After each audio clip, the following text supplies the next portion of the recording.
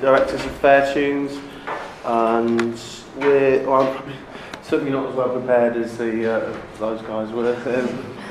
But yeah, I'm just going to tell you a little bit about what we do and what we're about and why we started. And actually, ICT is fundamental to our to what we do, because we provide music training for digital. Well, I guess it's for digital platforms as well, isn't it? So, but we principally work in Colombia and in southern Algeria. We've got projects there, and sorry, I'm quite nervous at speaking in front of people, but yeah. So Fairtunes came about by a guy called Nick Minton, who's a music producer and musician, and he had the idea to provide music recording facilities and training to people in disadvantaged communities. So this is in Ciudad Bolívar in Bogotá, and yeah, sorry, I shouldn't look at that. And so basically what we do is we go there, we set up, we build studios from nothing in community centres and places like that, and that's excuse me, sorry, I am quite bad at speaking. You've got the Bogotá one? Yeah. Yeah. So now, yeah, sorry, our current projects, we've got a studio in Bogotá, we have a studio in El Salado, and we're setting up a music school in southern Algeria, in the Sahrawi refugee camps. And I'll let Kary. That's kind of what we do. So I think you said we're a charity. We set up about 5 years ago now, which in charitable terms for us is not that long, because there's 5 of us who run it, and we all also run our own companies and ventures. So progress has been slow. We're all involved in the music industry, and still are and have been for some of us 20 years plus. So what we felt was that we wanted to give something back, very simply. But what we didn't want to do is get too political about it. So all we wanted to do really is provide facilities for people that normally wouldn't have access to them. So my background is music and radio, so specifically I'm involved in setting up radio programs for Fairtunes, and also in dealing with the website. And we've got all kinds of skill sets at Fairtunes. So John is very much about building stuff. So you'll see him in photos kind of, chopping things up and building studios literally from the ground. Nick is about teaching the actual music production. I'm teaching about the radio production. And Kary's our organiser, and Steve runs fields at Glastonbury. So he kind of can bring big projects together. And all together, I think we have skill set that kind of means that we can go somewhere like a tiny little town in the north of Colombia, which is what we did 2 years ago, where they have nothing, no internet, barely anywhere to stay. We were all sleeping in hammocks. Find a little plot, build a studio. Some of the people there had never even touched a mouse before. They're now using Pro Tools. So we're going from scratch right up to, we're being very ambitious about it. What else do I want to say? So some of the projects, most of our projects have been based in Colombia, and they're all kind of running themselves. The idea behind our projects is really to create a kind of self-sustaining cycle, where we, as a charity, not only don't we have the time and resources at the moment to be there all the time, but we also feel that we want to empower the people there to actually do it themselves. So in Bogotá, for example, they're running workshops now. They're working with the Bogotá Philharmonic. They were working with Bogotá Philharmonic Orchestra, but now they're running some music training programs at the moment, and they deal with live recording and studio recording and other aspects of that, and they give authorship, talks about authorship and promoting themselves and things like that. So they're running that themselves without much input from us at the moment.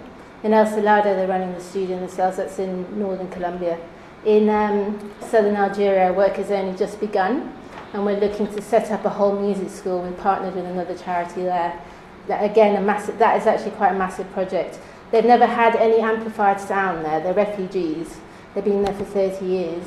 So last year we went and took a convoy in a truck with all speakers and stuff, and we set up one of the first ever live events there, and they had amplified sound. So now in the camps they've got amplified sounds. So it's all very fulfilling, and it's all slow but going well. But what we want to do as well is focus our intentions in the UK, which is actually proving harder to do than abroad, which is interesting. One of the key barriers to that, of course, is funding. We've got a lot of. It can be very easy to kind of pitch the idea of a whole group of people in Northern Colombia that don't have access to this. People can kind of see that very clearly. But when you say London youth, people find it more difficult to kind of visualise why they would need that. But of course, everybody in this room knows they do need that. So one of the projects that we have run, and we're starting slowly in London specifically, is the Latin American Youth Forum. Let's have a look if I've got something here. I think I haven't got that yet. But Latin American Youth Forum is a group of young Latin Americans that live in London, first generation Latin Americans. Most of them are still learning English. Most of them are trying to integrate. So the idea behind that was that we went to help them with that. I didn't know, we went to do a radio course with them. I didn't know when I turned up there that they wouldn't actually be able to speak English very well. I was told that, it would be fine. I taught a lot of radio, and I speak Spanish, luckily. So suddenly I was teaching radio production in Spanish. So that was quite interesting, learning quite a few words from them laughing at me quite a lot, but that's okay. I'm originally Peruvian as well, so that helped. So what we set up there was, now I think perhaps there's a really good example of all the barriers that we faced. First of all, we had the language barrier. Second of all, we had a studio that we were just trying to patch together to create a radio station. And it was, these days you can do quite a lot with a laptop, so that's what we used. We had a little music mixing desk. The monitors didn't work properly, the mics were really bad, there was no pop shields, we couldn't get the stream going. So I think almost everything that could go wrong went wrong. But I think they all had a really, really brilliant experience. One of the main reasons is, for me, I've got a particular interest in radio because it is what I call the voice of the people. It's a platform to talk about things that are bothering you, essentially. And for young people, young Latin American immigrants, there's a lot of stuff for them to say. Not only about missing their home, about how their parents got here, but also about the fact that they're suddenly thrown into this big city and they're just expected to go out there and integrate. So we had a lot of interesting experiences, and we find that in most places we go, as well as young people wanting to speak, they also want to rap. So we had some live rapping going on. Hip hop is a very big thing everywhere we go. It's a really big form of expression. So we had them making up rhymes and raps, and then we created radio programs. Add to that also, we had some progression routes. I also I was talking earlier about the fact that I also have another company, Ignite Creative. And Ignite Creative is a production company. We make audio, we make film, we make digital content, essentially. So my work crosses over a lot with Fairtunes. And we also do training, so there's a lot of crossover there. So as part of what I do with Ignite, I try to provide progression routes for young people, and we bring that to Fairtunes as well. So when they finished, I kind of brought them into the fold of Ignite, and a lot of the students that took part in the Fairtunes Latin American Youth Forum project then became co-creators. I'm kind of quite big on that, the fact that once trained, young people really want to do their own thing, and they can help produce content with a bit of guidance and supervision. So the future for Fairtunes in terms of our UK projects is that we're now looking to try and create a permanent space for ourselves. We've got an office, but we're trying to create a permanent space where we can have a studio, we can bring people in, we can train them in music, we can train them in radio, and we can run more projects that we did the Latin American Youth Forum. I mean, I'll be honest, it's difficult for us. There's 5 of us, we're all doing our own thing as well, and funding is the biggest issue. as well as looking after our Colombia and our Southern Algeria project. We're really very much interested in talking youth music and hooking up with other people that are doing similar things and pooling resources and working together, really.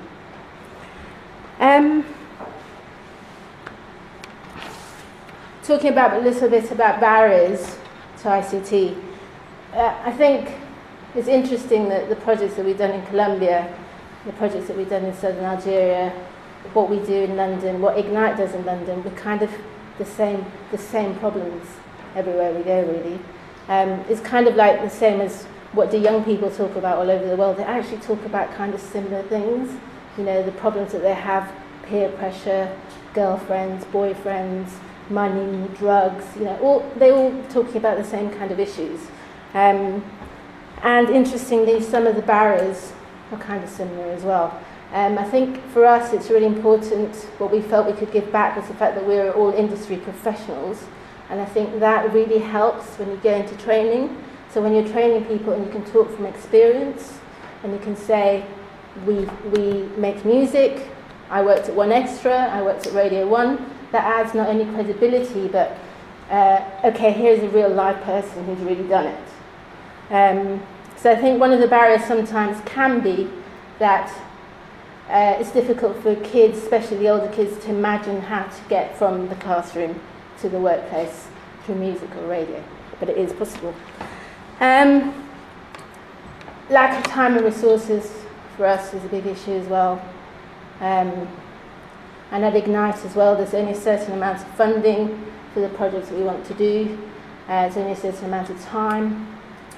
I'm running a project at the moment with London Borough of Hackney. We're teaching 20 young people how to make podcasts, and we've got 30 hours to do it, which is, we're going to create something great and professional, but we also want them to do a tour of KISS, and we want them to meet some journalists, and we want them to meet some DJs, and so I think time and resources is definitely a barrier for us as well.